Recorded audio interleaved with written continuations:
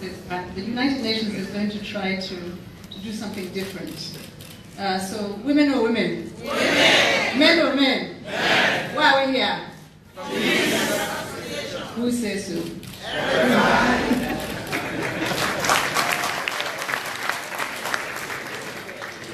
Your Excellency, George Weah, the President of Liberia, Your Excellency, Ambassador Olosop, our Chair of the Liberia Configuration of the Peacebuilding Commission, the Mayor, the youngest one I have ever seen of Monrovia,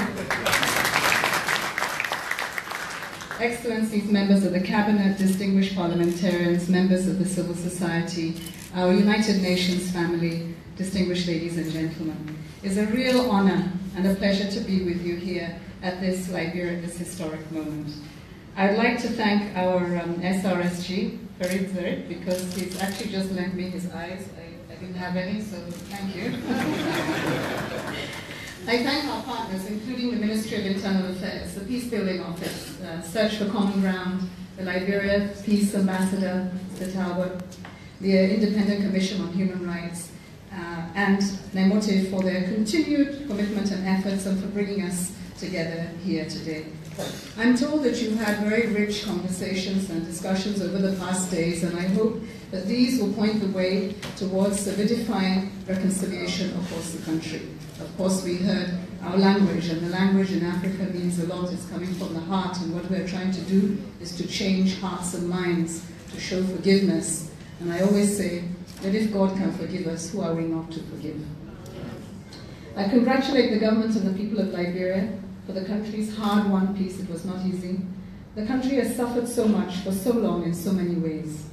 But Liberians have persevered and showed great determination across more than 15 difficult years of conflict and post-war recovery. We're here today to honor these efforts, acknowledge the fruits of the commitment, and to brace a new future for Liberian people. Liberia has conducted peaceful elections and made it possible the first democratic transition in the country's history. And today I heard one young man tell me that it's the youth that are the custodians of peace, and they certainly showed that in the elections, so we thank them. A new government is in place with ambitious plans for the people of Liberia. I congratulate President Weah for his electoral victory and reiterate the support of the United Nations. Even though we close the mission, we are in support of you on this new path towards sustaining peace and a sustainable development. The United Nations peacekeeping operation, which has supported you every step of the way, has successfully completed its mandate. It is time for us now to look at the opportunities ahead. Liberia is at a crossroad, at a turning point. Peace has been achieved, but if it is to be sustained through wide-ranging, confidence-building measures that establish solid foundations for long-lasting peace, it will be your collective responsibility. This will only be possible if we ensure full and true reconciliation. I commend the partnership between the government, civil society, that has made today's gathering possible, and for all the progress that has been made on reconciliation. Dialogues at the country level and the reconciliation plans for each county that are being developed are enabling Liberians to forge a shared vision of peaceful, inclusive societies rooted in mutual understanding and the respect for diversity, that you see that it is your strength and not your weakness.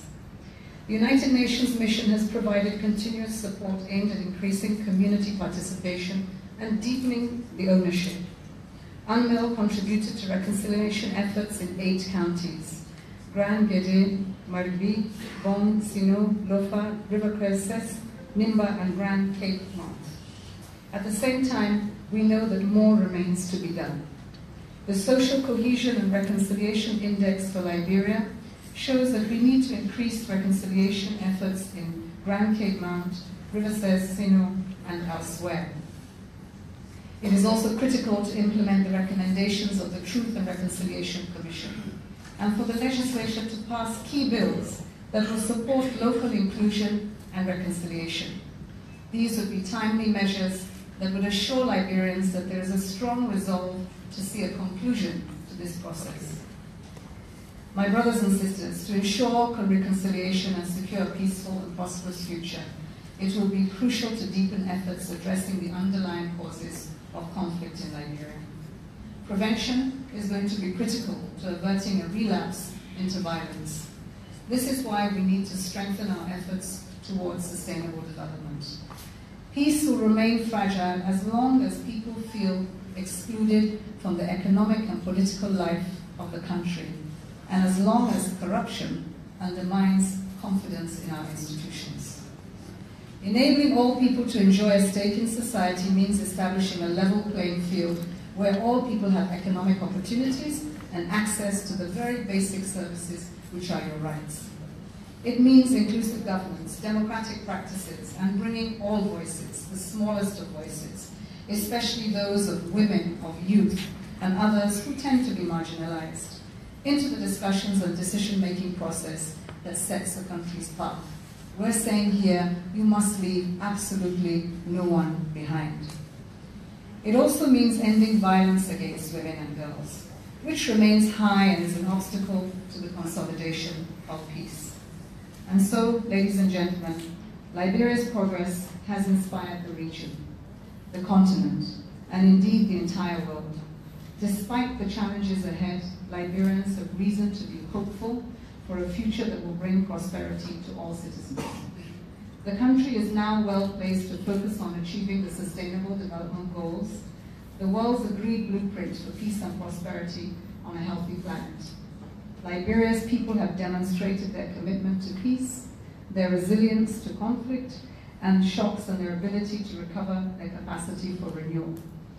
Finally, what I would like to say here now is that the international community, including the United Nations, will continue to stand with you to achieve reconciliation and sustain peace, advance inclusive sustainable development, and put this country on the road towards economic growth, stability, and prosperity. God bless your President of Liberia, the government, and the people of Liberia.